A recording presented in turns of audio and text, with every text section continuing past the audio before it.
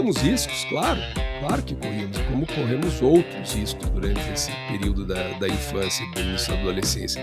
Mas tinha essa passagem para dentro da casa e não teríamos feito outra coisa senão usado essa entrada, engatinhando por ela, para entrarmos dentro da casa. Caralho! Entramos mais de uma vez, inclusive nunca tiramos de nada dentro de casa, porque aquilo para nós era uma aventura talvez como ruins para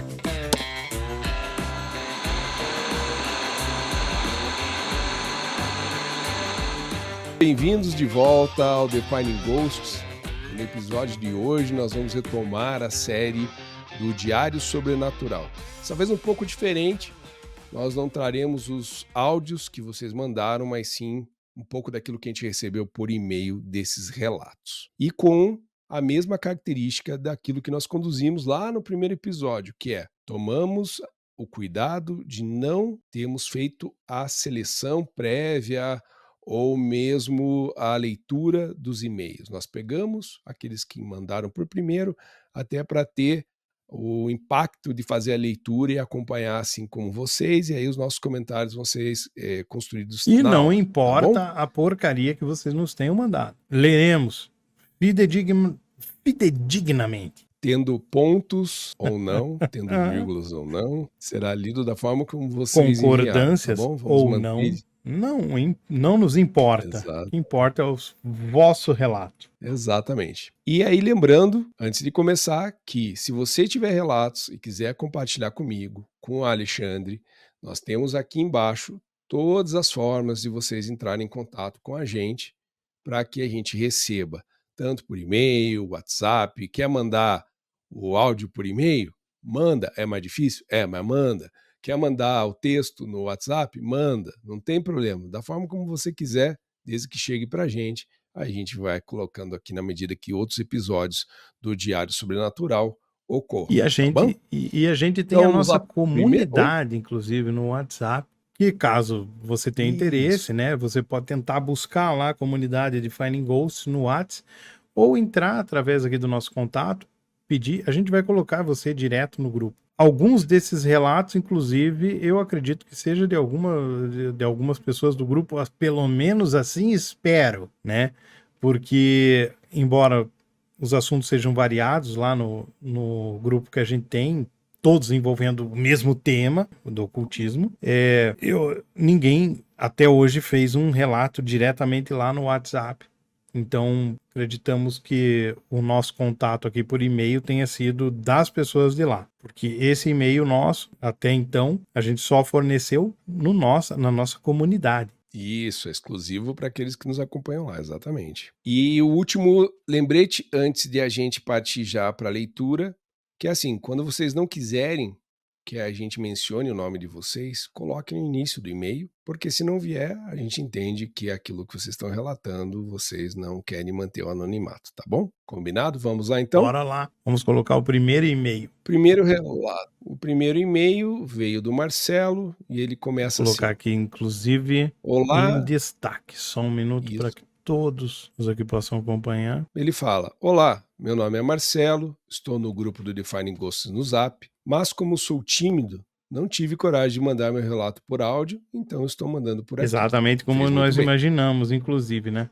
De repente compartilhar dentro do grupo, embora a gente faça discussões sobre eventos paranormais, sobre ocultismo em geral, né? Muitas vezes a pessoa dentro do grupo não tem interesse. Tudo bem. Vamos lá. O meu relato não aconteceu comigo, mas embora eu tenha relatos pessoais sobre eventos paranormais, esse relato que aconteceu com a minha tia-avó é o mais impressionante que eu já ouvi até hoje. Então, hoje, ele que vou contar aqui. Minha tia-avó Margarete era casada com o meu tio-avô Giovanni, que a gente carinhosamente chamava de tio Gil. Eles eram casados desde a juventude e acredito que já tinham mais de 50 anos de casados quando o fato ocorreu. O tio e a tia viviam na mesma casa há muito tempo. Acredito que desde que casaram. Tudo a seguir, então, foi contado pela tia. O tio Gil tinha o costume de fazer uma cesta. Então, todos os dias, depois do almoço, ele ia para o quarto e dormia cerca de 1 hora, mais ou menos. E naquele dia foi isso mesmo que aconteceu.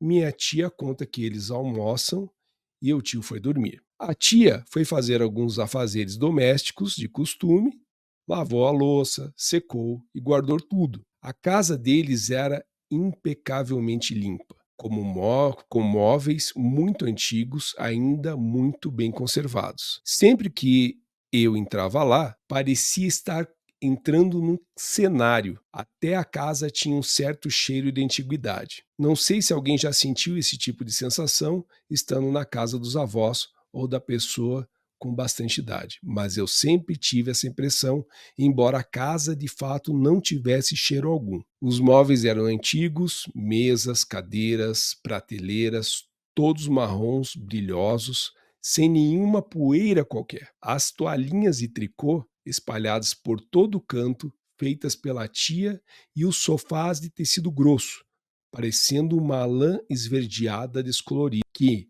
embora já tivessem as marcas dos lugares gastos por tanto uso, eram muito confortáveis. O tapete velho no chão de madeira da sala, a poltrona do tio, a mesinha de centro com um vasinho de begônias, olha o nível de detalhe, muito legal, que a minha tia trocava frequentemente. Era a única novidade daquele ambiente. Mesmo assim, eram sempre begônias. A mesa da TV com uma toalhinha de tricô roxa e branca embaixo da TV, que por muito tempo ainda na minha infância foi daquelas de tubo, fazendo referência à TV.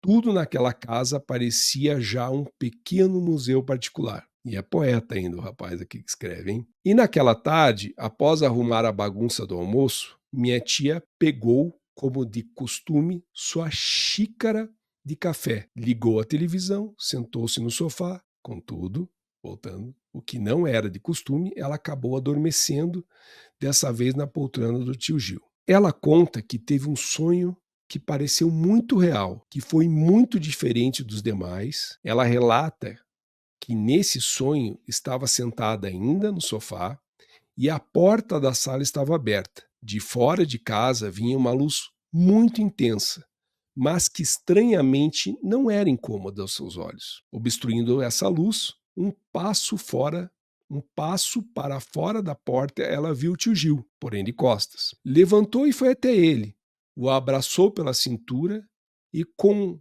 ele ficou observando a rua por um momento, enquanto o tio a abraçava ao seu lado. Eles olharam os carros passando pela rua, e as pessoas, e então ela comenta que o tio estava lindo. Eles se olharam e o tio sorri. Ela solta da cintura dele e fala: "Vamos entrar?" Então ela se vira de frente para ela. Aqui tá. Então ela se vira de frente para ela e olha no fundo dos seus olhos, sem dizer uma palavra. Mas mesmo assim, ela parece compreender tudo em um único instante. E nesse instante veio à sua mente todos os bons momentos que passaram juntos na vida, desde o primeiro encontro, ainda jovens, que só se deu depois de muitos anos que eles somente se viam. Ele passando na frente da casa dela, no mesmo horário indo para o trabalho todos os dias, ela na janela tentando se fazer vista por ele, o dia do casamento, os filhos,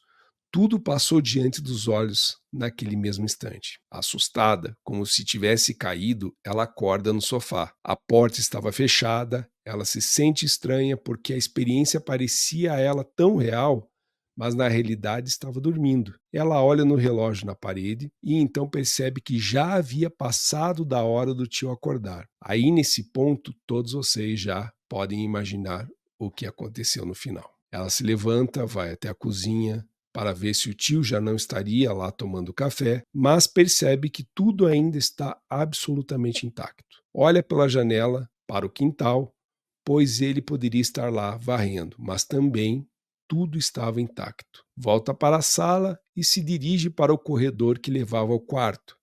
Ela passa pelos 2 quartos de cada um dos filhos e, chegando na frente do banheiro, uma aflição começa a se abater sobre ela. O sonho estranho, ele era um relógio, tudo sempre no horário, e ainda não tinha acordado. Não estava em lugar algum, nem mesmo no banheiro. Mesmo assim, abre a porta do quarto com todo cuidado. Ele, deitado de bruços coberto, carinhosamente o tentou acordar. O tio Gil morreu naquela tarde, dormindo. Os médicos posteriormente atestaram a morte natural. Então ele faleceu durante o sono de forma completamente inesperada. Mas é nisso que nós acreditamos. Nem mesmo a morte foi capaz de impedir que tio Gil fosse se despedir e a qual ele dedicou com muito amor a sua vida. E é isso. Então esse é o relato do Marcelo, né? Marcelo, o nome dele. Uhum. E não é um relato em primeira pessoa, porque ele ouviu contar da sua tia-avó, né, que foi aquele ainda coloca vários detalhes, né? Então dá a ideia pra gente de que sejam duas pessoas já de bastante idade, né, que compartilharam uma vida inteira juntos e todo mundo, todo casal, né, que passa de um certo tempo passa a conhecer exatamente todas as rotinas um do outro, né? E isso é uma Sim. coisa que ele também acaba destacando ali, que ela acha estranho, tem duas coincidências que fogem a toda a normalidade, né? Então, no relato. Primeiro, que ela se senta, vai assistir uma televisão, como era de hábito, pelo que ele está descrevendo, e ela acaba adormecendo, que não era usual. Provavelmente ela recolhia a louça, lavava, né? Fazia todo aquele procedimento, Aquela a rotina, né? rotinazinha Uhum. dela, assistia uma televisão, passava um tempinho, que era mais ou menos o tempo em que o tio Gil fazia a sesta, acabava acordando e depois seguia-se o dia normalmente, né? E ela acaba É. adormecendo na poltrona, que era a poltrona onde ele costumava sentar, e ela tem, na minha opinião, né, eu acredito que deles também, porque eles entenderam, dá a entender o Marcelo, pelo menos, nesse relato, que é uma coisa assim, um entendimento comum da família, inclusive, né? Ela deve ter tido uma projeção astral naquele momento, né? Até pelas Uhum. circunstâncias todas que envolvem, né? Quem já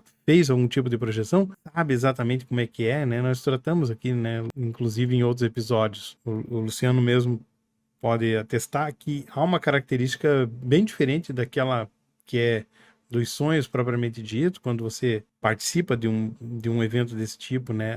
E um deles é, inclusive, a iluminação, né? É um fato ali que está Isso, destacado. que é muito comum, né, quando a gente fala dessas experiências que relatam, principalmente aqueles primeiros contatos com alguém que se foi, é essa aparição da luz, né, a aparição do pôr do sol. E de uma forma que talvez a gente não conseguisse ver se estivesse acordado de fato, né? Porque a luz não incomoda aos olhos, né? Ela é intensa, há É, uma grande definição, é um outro tipo de né? brilho, né? É, Há uma definição que não depende da sua própria visão, né? Então, quando a pessoa sai ali naquele momento do corpo, né, ela passa a é, enxergar nitidamente as coisas, embora não seja uma luz de fato, e embora as capacidades visuais da pessoa sejam deixadas de lado também naquele momento, né?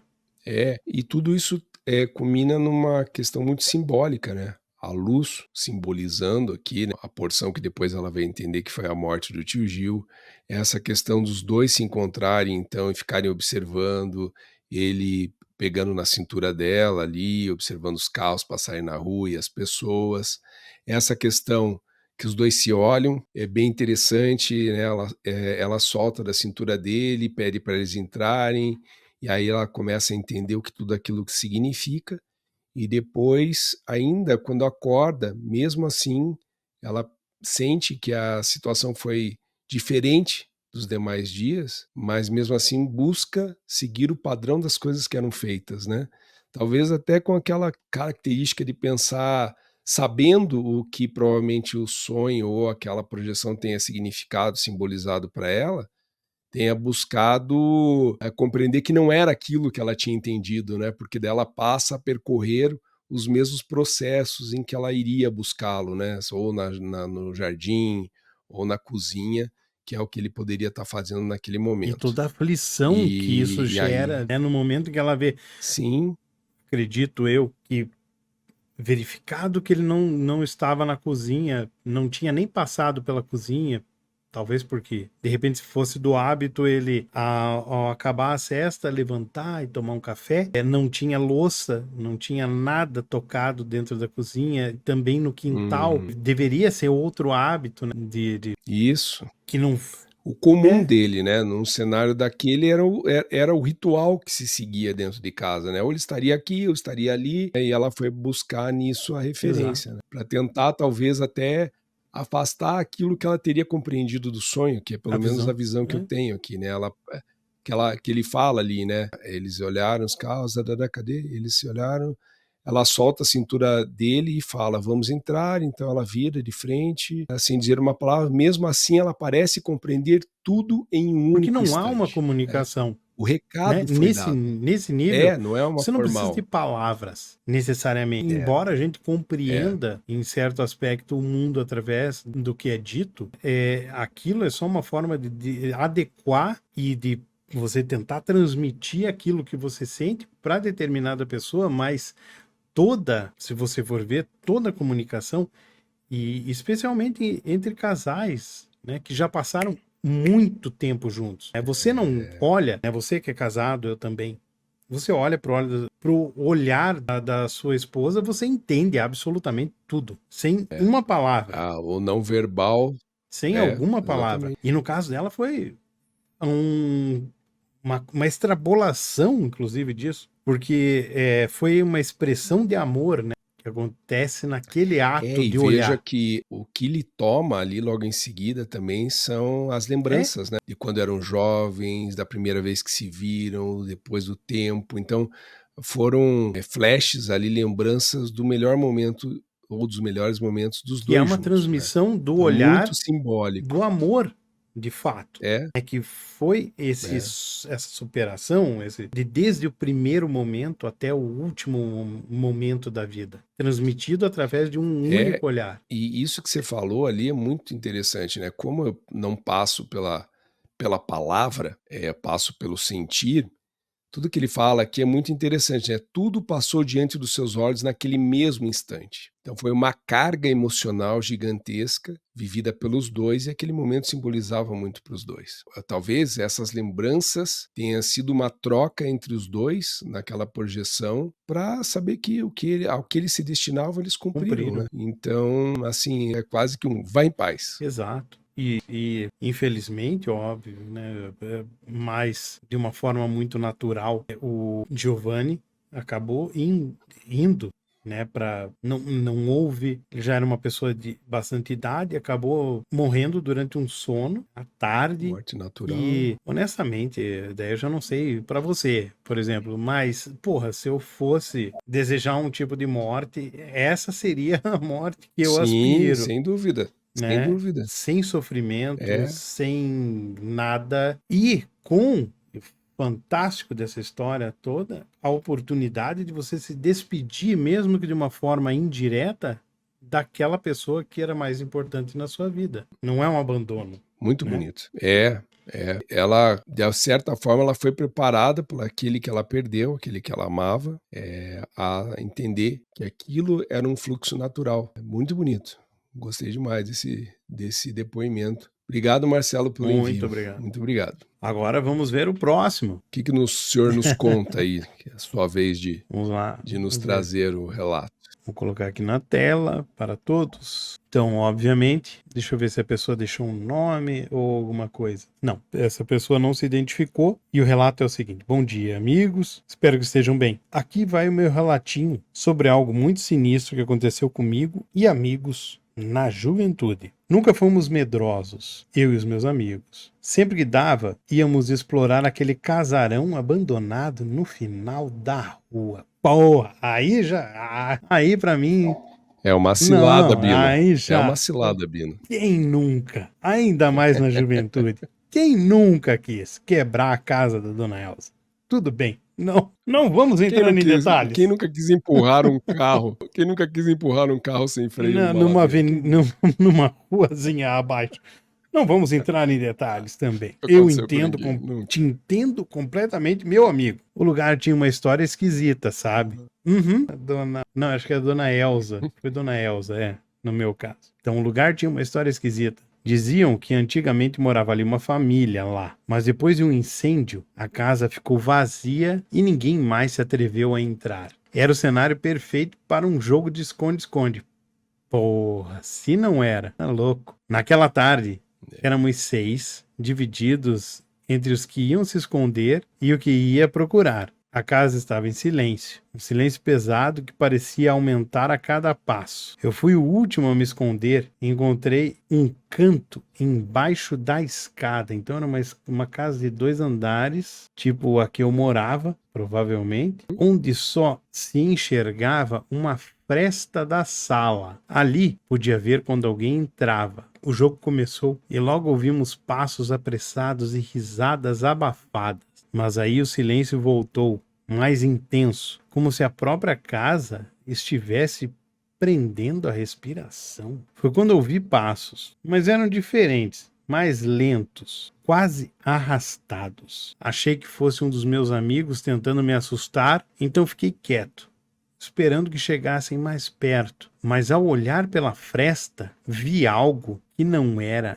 nenhum dos meus amigos. Era uma figura alta, coberta por uma sombra espessa, parada, bem no meio da sala, onde fica o cu da pessoa nesse momento. A figura... Qual é o estado emocional desse... Meu Deus! Existe... Se um fantasma atravessa a parede ou não, não sei. Mas eu atravessaria uma. A qualquer custo. Não importa. A figura estava imóvel, mas era impossível ver o seu rosto. Cara, totalmente comum. Só um vazio escuro no lugar onde deveriam estar os olhos. Já vivenciei. A coisa parecia observar a sala inteira, mas nunca se movia. Achei que era alucinação, obviamente. Mas então ouvi um sussurro vindo da sombra, algo como um eco distante, mas sem palavras que eu pudesse compreender. Foi o suficiente para eu sair correndo. Amigo, eu já teria corrido. Eu acho que ali nos passos que ele ouviu, que não era reconhecível pelos amigos, eu já estava fora da casa. Ver aquela bagaça no meio da sala, meu amigo, só ia sobrar fezes para essa entidade ver. No mesmo instante, encontrei meus amigos que estavam todos no pátio, todos pálidos, desculpe. Encontrei meus amigos que estavam todos pálidos, parados na entrada.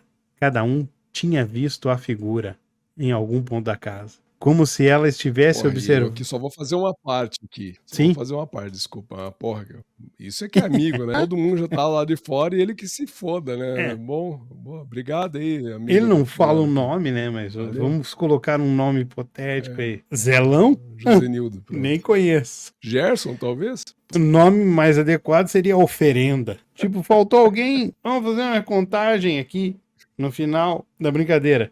Éramos 5 antes. Agora são... Quem faltou? Deve pensar, oferenda. Fica até melhor pra dividir. Deixa ele. Agora estamos em 4 pra fazer 2 times. Esse negócio de ímpar nunca funciona bem. Agora eu já não lembro aqui. A coisa parecia observar a sala inteira, mas nunca se movia. Achei que era alucinação, mas ouvi o sussurro vindo da sombra, algo como um eco distante, mas sem palavras que se pudesse entender. Foi o suficiente para eu sair correndo. E daí, no mesmo instante, encontrei meus amigos que estavam todos pálidos, parados na entrada. Cada um tinha visto a figura em algum ponto da casa, como se ela estivesse observando cada um de nós sem sair do lugar. A gente nunca mais voltou, né? Sem câmera, pelo menos, não, né? Quando falamos, eu não voltaria nem com câmera. Bom, na nossa época, né? Nem existia, não existia nem porra de celular. Eu ia gravar com celular fixo. Nós somos tão antigos que tudo que nós transmitíamos naquela época era verbalmente, ou por escrita graças a Deus, a grande oralidade dos gregos nos preservou das alucinações odiernas. Quando falávamos sobre isso, depois, cada um descreve a mesma coisa. E isso é uma coisa bem interessante, né? A sombra escura, os olhos vazios e o sussurro baixo, né? Então, eram coisas comuns, compartilhadas, presenciadas entre eles, né? Até hoje não sabemos o que vimos, Óbvio, é legítima toda dúvida, mas eu ainda Uhum. sinto um arrepio toda vez que passo perto daquela casa. A porra da casa existe. Obrigado, abraços. É, Anônimo. aí, é. Cara, ó, excepcional também relato, obrigado você que enviou. Eu acho interessante, primeiro ali desde o início que o Alexandre comentou também, né, essas experiências são muito comuns, não tornando a sua ordinária, mas é comum, porque esse cenário de crianças brincando num terreno baldio, numa casa abandonada, nesse caso ainda traz para o relato a situação de que a casa tinha passado por incêndio. Então, vamos fazer um exercício, vamos imaginar que pessoas ou uma pessoa pode ter falecido naquele lugar, e aí essa shadow figure pode ser também a energia remanescente naquele Sim, ambiente, alguém que sim, faleceu de exato. uma forma É. drástica, Que é a né? nossa teoria dos Pode. ecos, né, que nós temos. Que a gente tem outros vídeos aqui que a gente fala sobre isso. Além desse cenário que é muito comum, que nem o Alexandre falou, quem nunca, né? Quem que pelo menos aí vem de uma geração que tenha passado sua infância entre os anos 80, final dos 70, anos 80, quem nunca teve como vizinho uma casa abandonada? Eu mesmo, vou fazer um breve à parte aqui, o Alexandre vai lembrar talvez da casa que era o que dava de Aham. fundos para o prédio que eu Lembro morava, e imediatamente. ela era muito Lembro estranha. imediatamente. E qual que é a história da casa? Ela abrigava um casal também Idoso. idoso, talvez como o exemplo ali do Marcelo, do nosso primeiro relato. O pai de família ali, o senhor falece, a esposa não fica, deve ter ido morar com os filhos, e a casa fica abandonada quase que intacta por muitos Muitos. anos. E a curiosidade está que do jardim da casa, do jardim dos fundos da casa, que era onde eu tinha acesso, e aí eu já estou dando um spoiler do que a gente fazia no acesso à casa, que era pulando o Aham. muro. Nesse jardim eles tinham um cão grande, eu já vou explicar por que eu não sei especificar qual que era o tamanho do cão, que na morte do cão, eles resolveram montar o esqueleto desse animal e manter esse esqueleto dentro de casa. E da casa, uma casa de alvenaria, uma casinha de cachorro de alvenaria que tinha sido feita, nesse jardim, tinha um túnel que dava acesso para dentro dessa casa, que eu só consigo associar hoje pelo tamanho do túnel, que era para aquele cachorro entrar dentro da casa a qualquer momento. E a gente, então, uma vez, nessa pegada Goonies, Caralho, nessa pegada cara, como eu não esse... lembrava disso. Não Não. lembrava? Eu lembro até hoje É, da visão do fundo da casa, que a gente saía, isso, morávamos em Curitiba. O Luciano morava ali na João isso. Gualberto, era um Para a Avenida Paraná. Especifica é, Paraná, umas 2 quadras antes do perto terminal do ali, terminal do do Cabral. Cabral, né? Exato. Então era Avenida Paraná, ali Uhum. num condomínio ali de vários blocos. 274, o número do apartamento, né. Já não mora mais lá. Edifício Petrópolis e Teresópolis, não moro. E muitos jovens, a gente ia lá. E, cara, eu não sabia disso. Porque daí, assim, Não? tinha o bloco último aqui desse condomínio. Você lembra o nome do condomínio lá? Ali o que eu morei era o Condomínio Petrópolis. Petrópolis. O Condomínio último Petrópolis. bloco do lado esquerdo de quem da rua olha para o condomínio era onde o Luciano morava no primeiro andar. Então a gente saía, crianças ali, indo buscar coisas fantásticas na vida. Exatamente, Era o que a esse era o gente termo, fazia. fantásticas. E existia esse muro, não era um muro muito alto, porque eu sempre fui nanico, e naquela época já eu conseguia ver por cima daquela mureta. A casa que você está se referindo era uma casa que era num nível inferior, inclusive, né? Tinha um desnível na rua, não tinha? Abaixo, exato, Tanto que exatamente, esse muro, exatamente. por mais baixinho que fosse, ficava acima do telhado de quem olhava Isso. ali para aquela casa. E daí ali tinha a casa, o quintal tava sempre com a grama parada e tudo mais, né? Mas eu não fazia Isso. ideia de que tinha um esqueleto era tipo o que era um cachorro. É um cachorro, sei lá, talvez do porte de um pastor alemão, alguma coisa assim. Toda a parte óssea remontada desse cachorro. E Caralho. quem morou há mais tempo ali é quem afirmava que ali existia um cachorro grande. Ninguém havia nos contado, para ficar claro para quem está nos assistindo, ninguém havia nos contado que aquele esqueleto estava lá. Era né? para parecer um Depois, quando a cachorro, gente era para parecer traz, um bicho de verdade, para que ninguém entrasse no quintal. provavelmente alguma coisa assim, ou pelo aquele apreço, pelo aquele animal que eles tinham, talvez na morte tivessem reconstituído toda a parte do esqueleto daquele animal, né? Embalsamar. E acho que não, porque eram só Meu ossos, galho. eram só Porra, os eu nunca ossos. vi isso. Se eu visse, eu ia É, entrar nessa porra de quintal. nós entramos e descobrimos isso porque ele não estava tão exposto, tá? Ele literalmente estava onde esse animal provavelmente tinha sua casinha ali de alvenaria. E aí a turma, um pouco mais corajoso com o outro, um começa a dar uns passos a mais, daí vê que tá tudo seguro, daí vem o outro, né? Meio que mapeando a área, a gente descobre então que tinha essa passagem para dentro da casa e não teríamos feito outra coisa senão usado essa entrada, engatinhando por ela, para entrarmos dentro da. Caralho. Entramos mais de uma vez, inclusive nunca tiramos em nada dentro de casa, porque aquilo para nós era tão uma aventura, talvez como Goonies, Goonies. para quem usa um filme desse, que Mas, era a nossa cara, referência na época. Éramos crianças, total. tão crianças quanto aquelas, né? Então aquilo era uma aventura.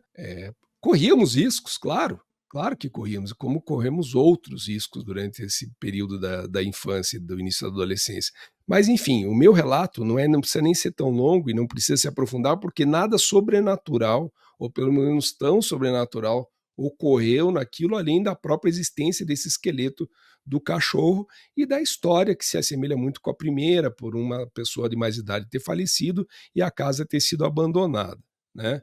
E tem outras experiências que aqui são mais engraçadas e que eu não vou atrapalhar até a sensação que a gente quer fazer com que esse episódio tenha, que é a fidelidade quanto aos relatos que vocês trouxeram. Mas tendo só feito essa parte que faz parte da vida de todos nós, provavelmente ter passado por uma casa abandonada, por um terreno baldio, por olhar, como o Alexandre usou uma palavra que eu gostei muito, o fantástico disso, né, do explorar, do buscar, do novo, das histórias que se contam, né? Então, enfim, entendo muito bem aqui o que é esse fator de entrar dentro de uma casa assim e passar por isso. E Mas você quer fazer suas não, é que considerações ainda aí, Alexandre? o Queria que só. é o limite entre o extraordinário, né, e o paranormal. O paranormal acaba caindo dentro desse mesmo espectro, né, da incredulidade do que pelo próprio fenômeno e etc.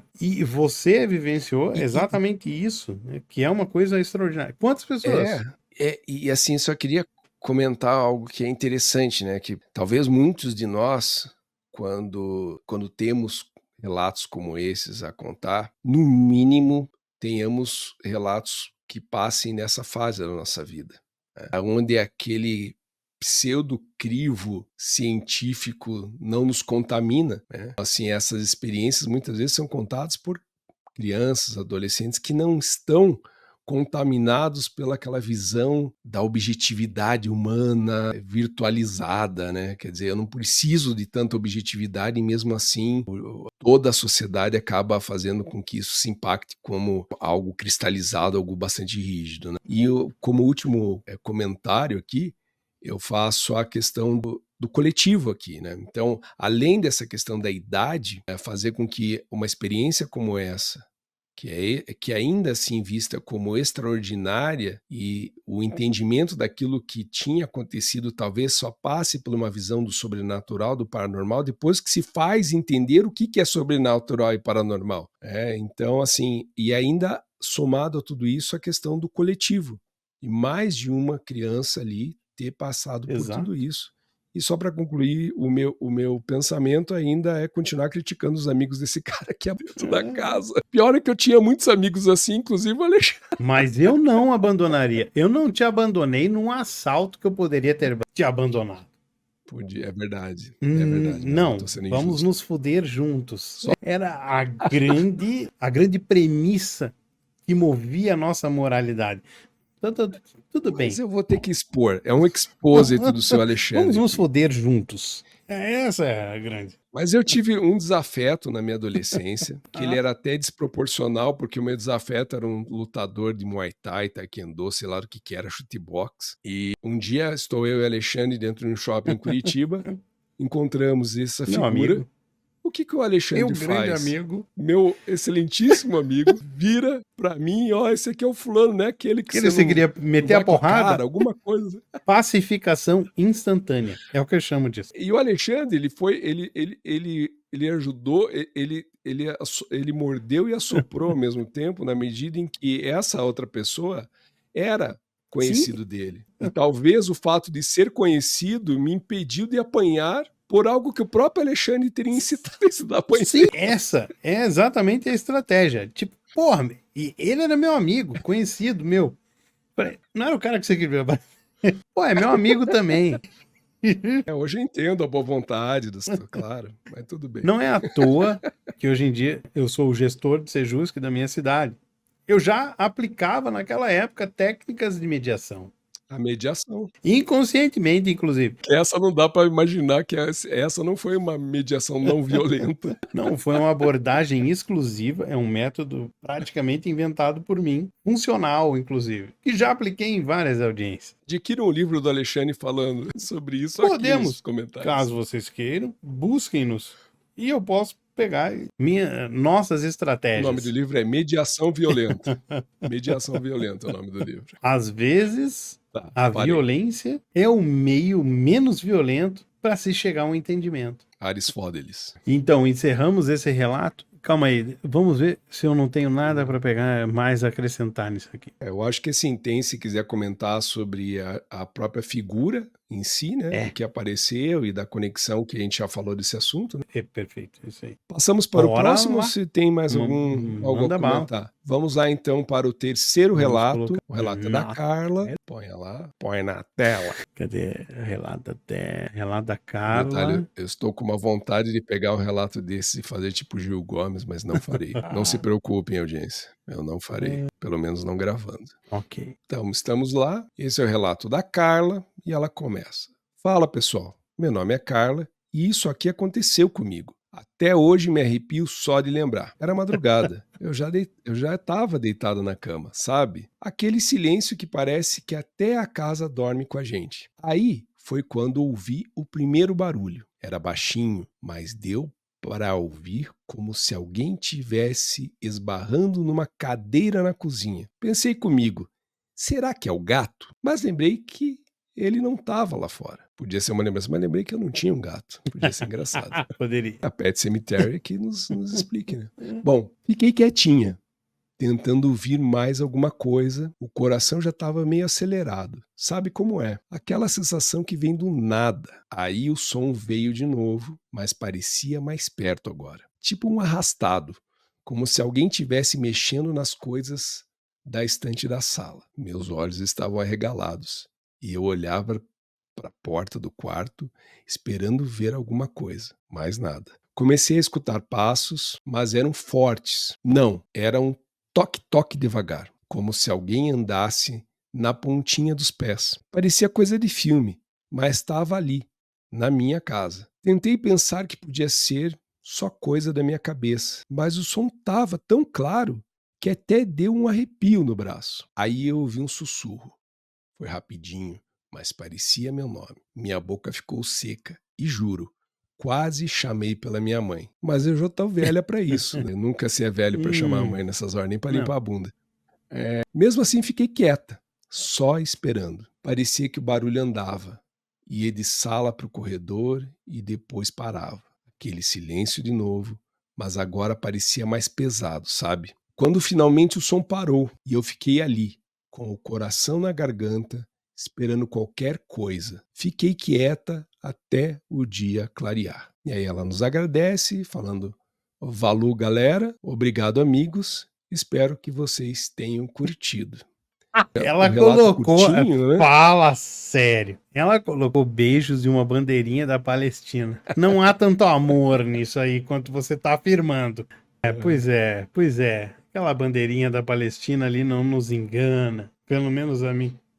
Mas tudo bem, como o nosso canal não tem viés algum, a gente pode pegar e tecer algumas considerações a respeito do relato dela, né? Da senhorita Carla. Sim. E até queria te dar um spoiler aqui do que eu observo que você possa fazer uma conexão, já que se tratam de barulhos, né, até o que você já relatou de barulhos nas escadas da sua casa, né. Pois, exato. Gozamos da É. mesma experiência, inclusive.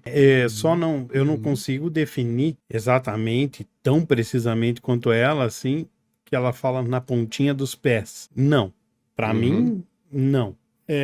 Sempre uma pisada é uma pisada. Eu não consigo me fixar que a entidade estava pisando na pontinha dos pés. Passos sem causa. Você consegue definir com precisão que são passos. Se era na pontinha do pé ou não, eu não sei. Mas que havia alguma coisa interferindo, gerando esse som naquele ambiente, deveria haver. E não há motivo nenhum para É. desconfiar que ela estivesse alucinando. A não ser. E todos os estímulos vieram pela audição, né, porque dela fala do sussurro e que parecia o nome dela, então a audição ali foi a parte sensorial mais ou a única envolvida, né. E Muito não, bacana. muito, muito bom mesmo. Tem mais outras É considerações que a curtinho, gente mas pode ela fazer a respeito de som, por exemplo, e do que a gente considera alguma coisa etérea, de fato? Tem, mas olha, acompanhe, se inscreva no canal. Você chegou até aqui, isso. oh, milagre.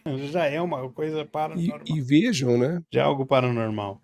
o que é legal é que, assim, a gente tem os relatos mais complexos, né, mas também tem esses relatos rápidos que são tão importantes para nós, quanto aqueles que vêm mais repletos de detalhes, e não partam do princípio de que algo pode ser menos ou mais relevante para nós, né. Nunca.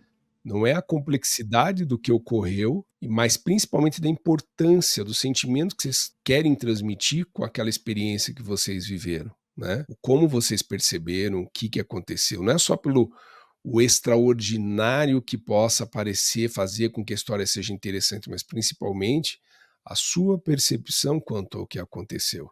Isso é, sem dúvida nenhuma, muito importante para a gente. E então também mande seus relatos curtos, longos, que sejam extraordinários ou não, simples, não importa, compartilhem com a gente. Bandeirinha da E aí a gente vai Palestina ou de trazer aqui para o Israel? canal. Não nos importa. Não importa, não importa, não importa. Pode ser qualquer frente. Isso aí. Bom, vamos então para o Último. último do Vamos lá, episódio? vamos lá. Então, esse relato, deixa eu ver se tem alguma identificação. Não Acho que não. temos de nenhuma pessoa. A pessoa provavelmente não quer se identificar. E ele começa assim: Oi, Defining Goals, somos moscos. Confesso que cheguei a Os considerar enviar próprios. meu relato em áudio. Porra, que seria muito bom para nós. Mas sinto que escrevendo consigo passar melhor toda a situação.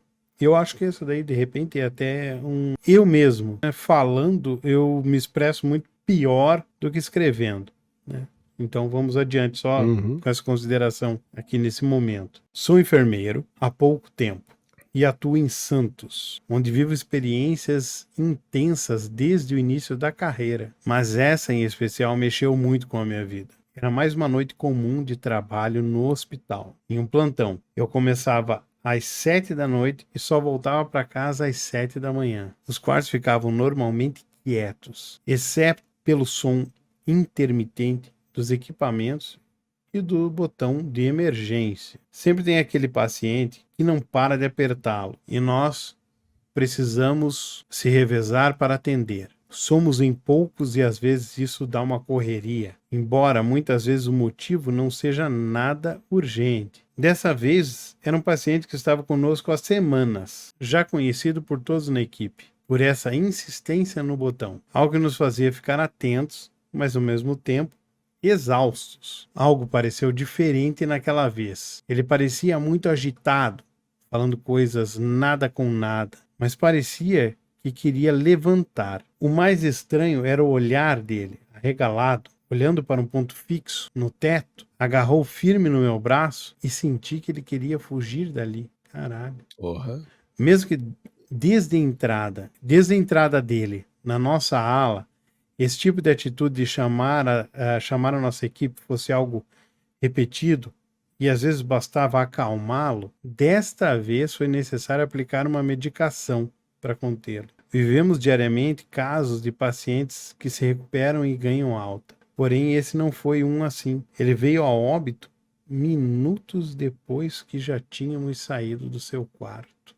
Caraca. Lembro bem que isso aconteceu pouco depois das 20 horas, e quando a família pensei em contar o que tinha passado com o paciente, porém numa hora dessas não tem como. Depois da liberação do corpo pelo médico de plantão, uma hora depois, a funerária veio buscar. Isso já devia ser perto das 11h30. Quando voltamos à rotina, já sem o paciente, e esperamos que a noite continuasse o mais normal possível, por volta da meia-noite, o botão de emergência começou a disparar do quarto onde este paciente tinha saído. Depois Sarola. de desligarmos umas 3 vezes, achamos que havia algum defeito. É óbvio, né? Mas isso continuou acontecendo ao ponto de nem sair direito do quarto e ele já tocava. Eu já nem ia mais lá sozinho, eu tava assim como eu, né? Eu não iria nem a pau, meu filho.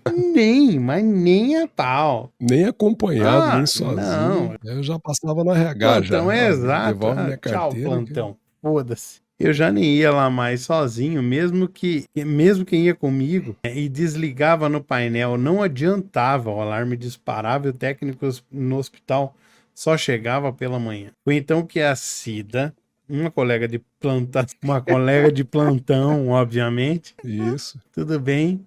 Uma colega. Você já tá lendo outro relato. Isso aqui é alguma coisa que passa pra fazenda. Cara, esse corretor ortográfico é um lixo, né? Eu tenho certeza que a pessoa quis escrever corretamente Não, aqui. E era, mas ficou muito bom. Uma colega de plantação levantou da sala, afastando a cadeira como se estivesse com raiva e foi em direção ao quarto. Você vê que não é a horta. Ela foi em não era direção na ao horta quarto. mesmo. Ida sempre foi uma colega meio estranha. Vivia falando que sentia arrepios, às vezes parecia que estava falando sozinha, e quando a gente ria disso, ela dizia que estava pensando em voz alta. Mexe com umas coisas estranhas, diz que acredita em espíritos e vive usando uns amuletos e cordões coloridos no pescoço. Entrou no quarto e do nada começou a sussurrar palavras que eu não conseguia entender. Mas começou a sussurrar palavras que eu não conseguia entender, mas que não soavam nada como uma oração comum, tipo uma Ave Maria. A voz estava mais grave, parecia até outra pessoa. Caralho. Enquanto ela mexia os braços para todo lado, girando no mesmo lugar. A certa altura fez um movimento rápido com as mãos, como se estivesse empurrando algo com força. Eu estava vendo tudo da porta e não conseguia nem me mexer de medo. Parecia um ritual ou coisa que vi na TV em igreja evangélica. Quando a Cida parou com aqueles movimentos estranhos, quase caiu no chão.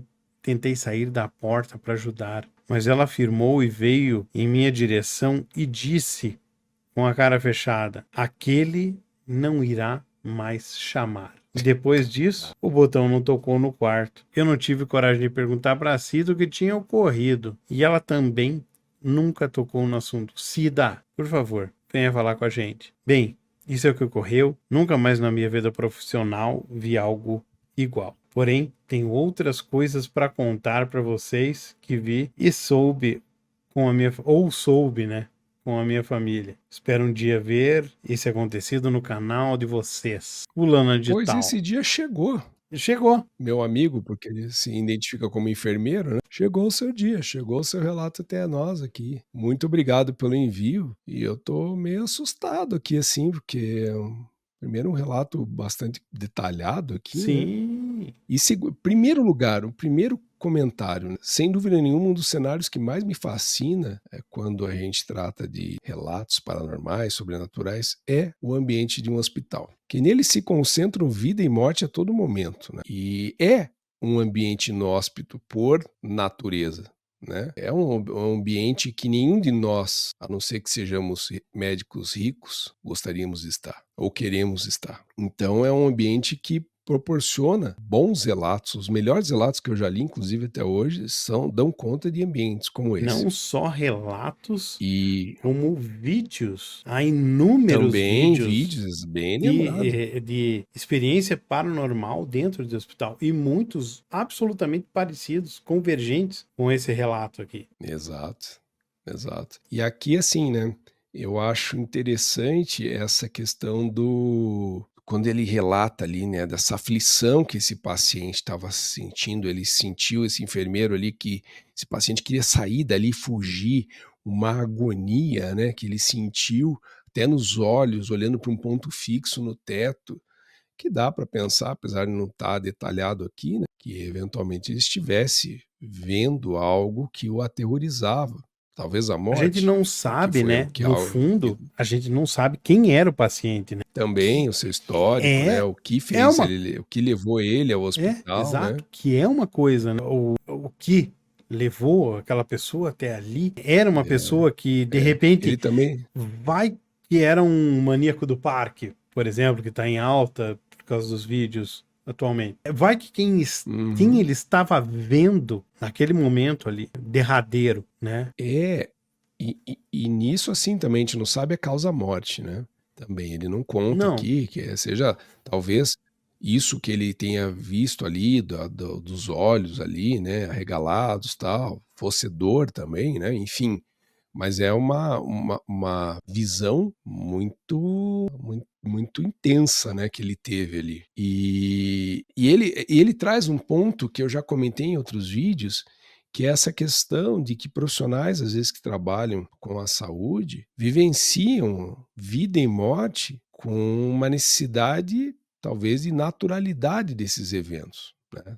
Talvez não tanto a naturalidade da morte, mas ver como algo que acaba acontecendo a todo momento ali. Eu não entro nem no aspecto de se isso passa por algo que não seja sentido, enfim, a perda, a dor e tudo mais, mas é algo que eles convivem, né? Então é legal, eu gosto desses relatos também que trazem esse nível de detalhe, como aconteceu, independente ainda da visão do paranormal, do sobrenatural do ocorrido, né? E aí é que entra essa questão que acho que é o ponto central aqui do relato, que é o que acontece após o conhecimento da morte desse paciente, né? E que eu só associo, eu já vou entregar para o Alexandre comentar, eu só consigo associar que talvez aquele terror que esse paciente tenha passado e que esse enfermeiro tenha presenciado, tenha feito a morte desse paciente ter sido tão terrível enquanto experiência para ele, que ele parece que tenha continuado ali tentando pedir ajuda através do acionamento do botão, né, de emergência. Não sei como é que é esse o nome mesmo no dia a dia, mas é o botão que, pelo que eu entendi, é aquele que se chama ali o na mão, né? enfermeiro pela na mão, né, que fica do Do paciente, né? paciente que consegue apertar. Mas o que eu não tem como eu fugir disso, honestamente, embora possa ser uma assunção precipitada a respeito. Mas esse olhar arregalado, né, essa coisa, esse medo da expectativa, né, de alguma coisa, me faz entender que a experiência que ele teria naquele momento me parece que não seria uma coisa muito boa. Sim, E a gente sim. pode assumir a partir de então N hipóteses, né? Desde hipóteses mais fixadas e voltadas a um lado ocultista, a um lado religioso e até mesmo um lado Uhum. científico, né? Obviamente, né, ninguém quer morrer em nenhum momento. Não, independentemente da espécie de salvação que lhe seja atribuída depois de você morrer, né? Você vê, e hoje em dia você tem condições de ver isso, né? Era uma coisa que a gente considerava antigamente. Não, as pessoas não tinham medo de morrer, elas não tinham. Que o propósito delas era aquilo, virou um mártir. Quem quer ser mártir? Não há como uma pessoa normal querer participar daquilo na esperança de uma coisa que ela não tem absolutamente como, e não importa a ideologia que seja empregada naquele momento, se estabelecer como um ganho futuro, sendo que a tua existência inteira e de todos os seres humanos é baseada nisso. Eu vou fazer determinada coisa. Eu vou fazer determinada coisa até Uhum. por amor. Como nos outros relatos aqui, a gente viu uma expressão de um amor eterno e intenso. Uhum. Não tenho dúvida que o tio Gil, por exemplo, não hesitasse em um momento da vida em dar a vida dele pela da tia, cujo nome eu não me lembro nesse Ela momento, companheira, né? como um Uhum. grande propósito de vida, com um grande objetivo, com uma certeza gigante que cumpriu a missão que ele tinha. Quando você não tem ali um objeto muito certo de seu propósito, é como uma ideologia, simplesmente. Eu não sei até que ponto, e essa é exatamente a hipótese, que obviamente não tem como ser testada, a não ser através de algumas coisas terríveis.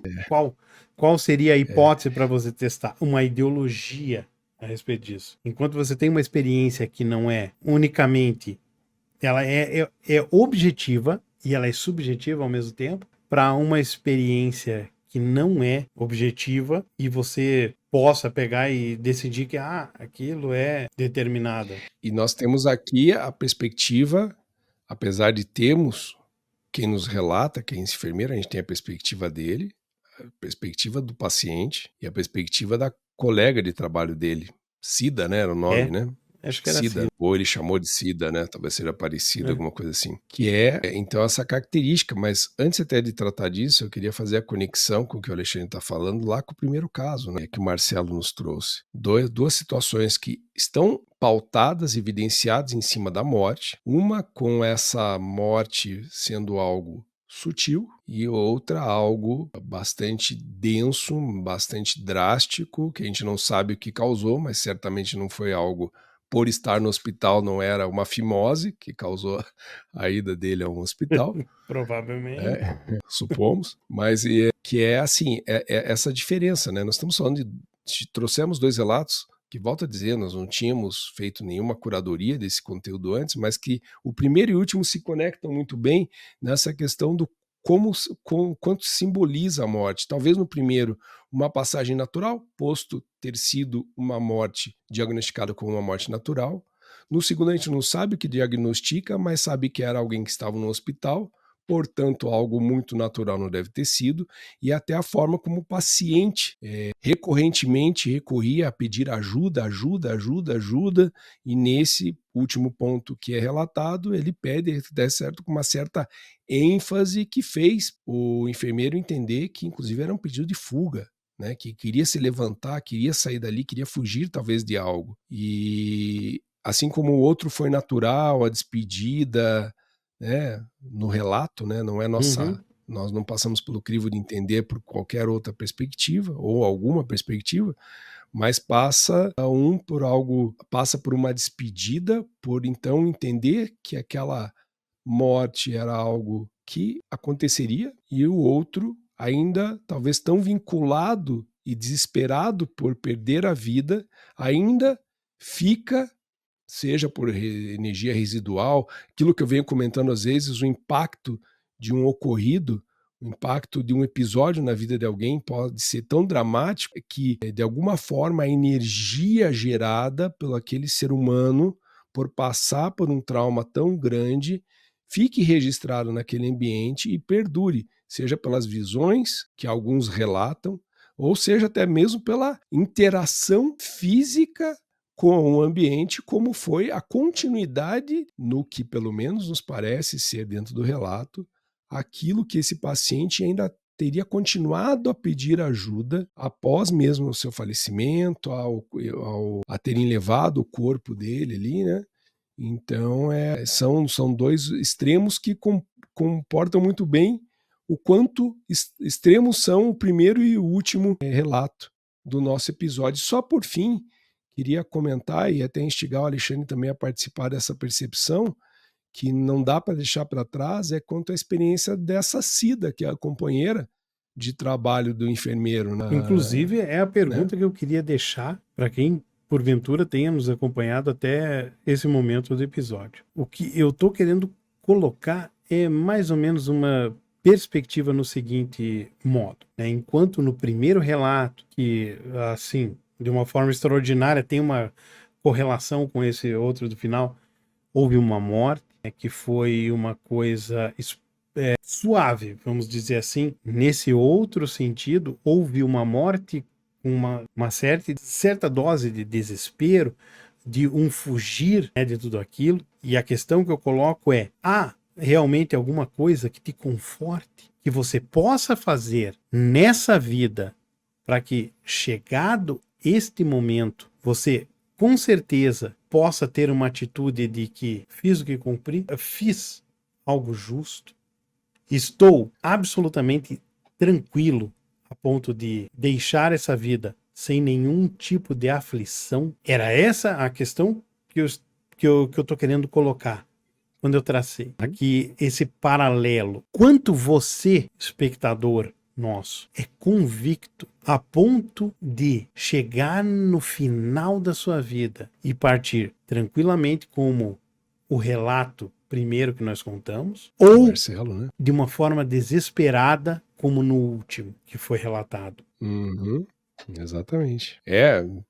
Eu sempre fico impressionado como quando a gente acaba, assim como no primeiro episódio do Diário Sobrenatural, também as conexões que entre os relatos acabaram correndo, não foi diferente aqui. E até volto a buscar o que o Alexandre instigou aqui, não só para esse quanto para os demais relatos, não só desse episódio, mas do outro episódio, do episódio anterior do Diário Sobrenatural. Se vocês quiserem não só enviar os seus relatos, mas quiserem comentar, quiserem, olha, tive algo muito parecido, ou eu sou enfermeiro, presenciei algo igual, comentem aqui embaixo do vídeo, tragam, interajam com a gente, independente do enviar um relato, né? Mas comentem o que vocês acham sobre cada um desses relatos, sobre os relatos anteriores. E é isso, reforço também que entendo relatos.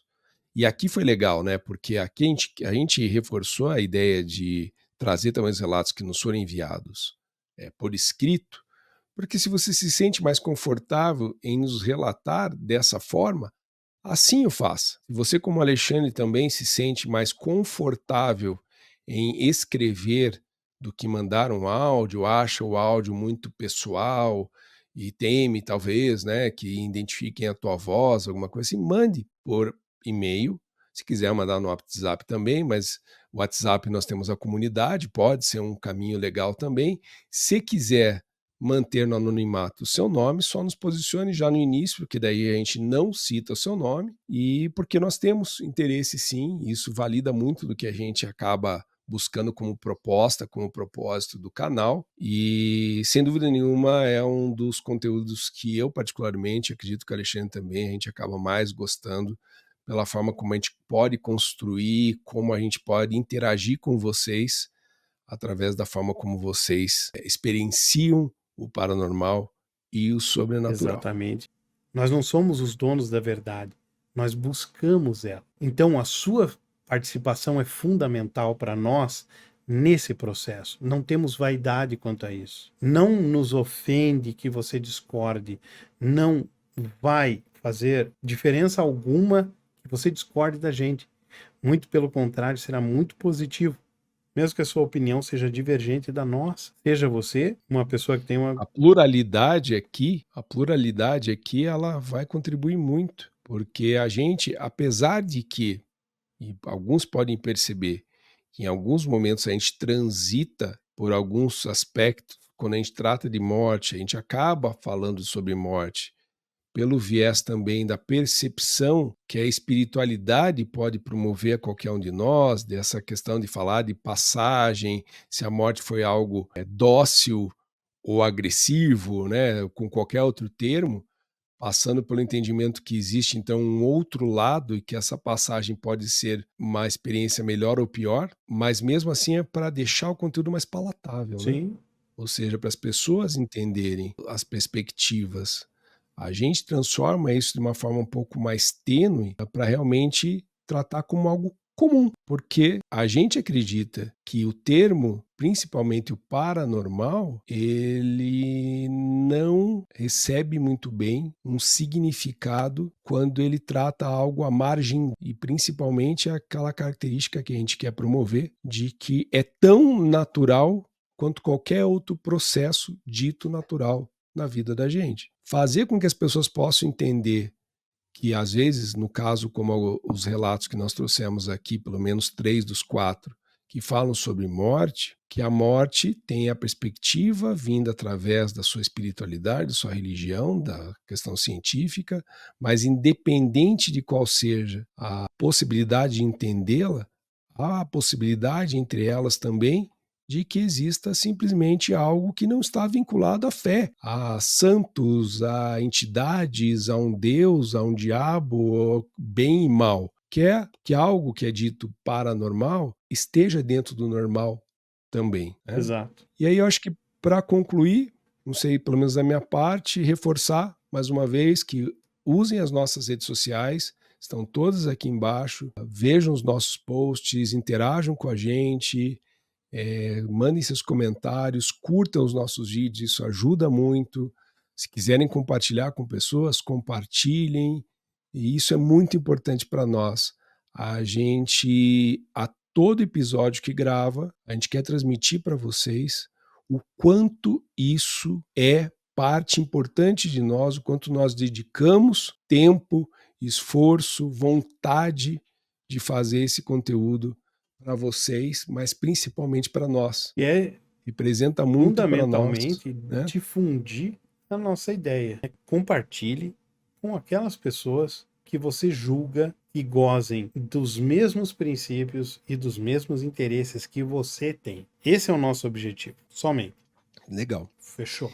E para sermos coerentes com todos os términos dos nossos episódios, vamos agradecer ao famoso filósofo carioca loiro platinado sobre as suas sábias palavras proferidas durante um programa famoso da Rede Globo dos anos 80, principalmente, que é o seu Miguel Falabella, agradecendo a participação de vocês e nos aguardem para um próximo episódio. Fazendo das palavras Obrigado. dele as nossas. Descubra os segredos por trás dos fenômenos paranormais. Este é o Defining Ghosts.